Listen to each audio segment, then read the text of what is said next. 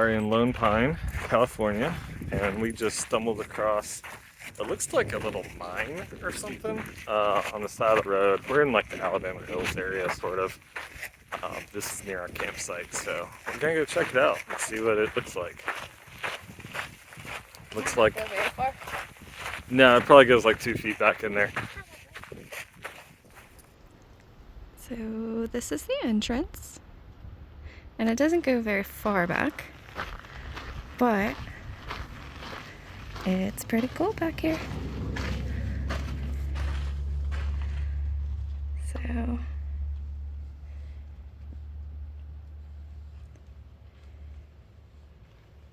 striations on the rocks are really cool. And here's Drew and Ella. We are hiking in the Alabama Hills today, exploring some interesting rock formations, as well as where a lot of movies have been filmed. We just did the Mobius Arch Trail, which is, I guess, the most famous rock formation here. We'll put a still photo in or something of that. I didn't take any video because there were a few other people around. But the scenery is spectacular. These rock formations at the foot of the Sierra Nevadas are pretty cool.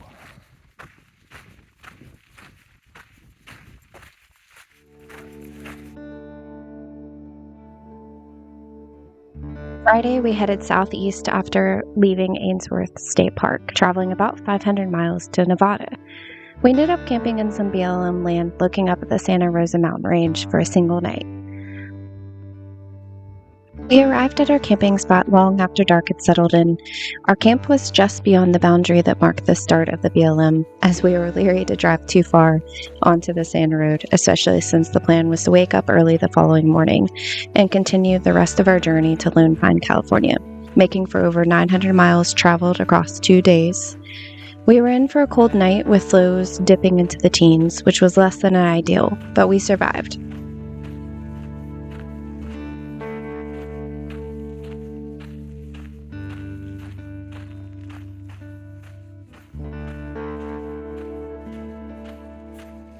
We headed towards Lone Pine, planning on staying in a BLM campground just below the Sierra Nevada mountains and Whitney Portal.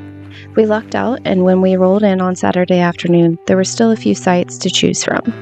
We ended up spending the entirety of our 2 weeks in this area at Tuttle Creek Campground.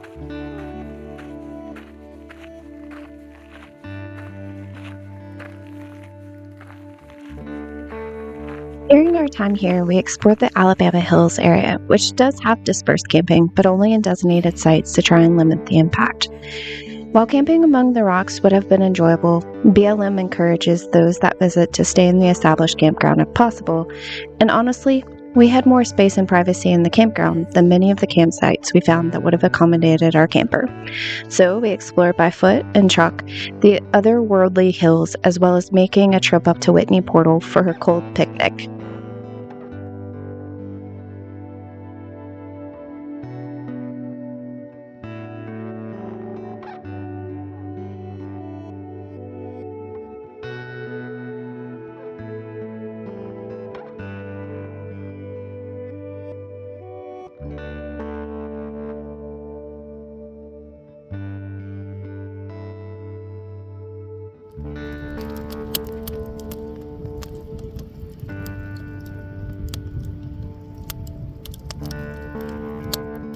We lucked out and hit this area during its fall showing.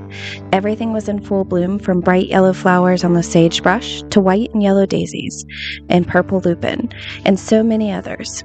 During our daily walks up to the Tuttle Creek Trail, I was constantly in search for what was new and blooming. Luckily, the weather was exactly what we were looking for. Days in the high 60s and nights in the low 40s, allowing for a very comfortable time here. We never really thought we would enjoy the desert so much as we have over this year.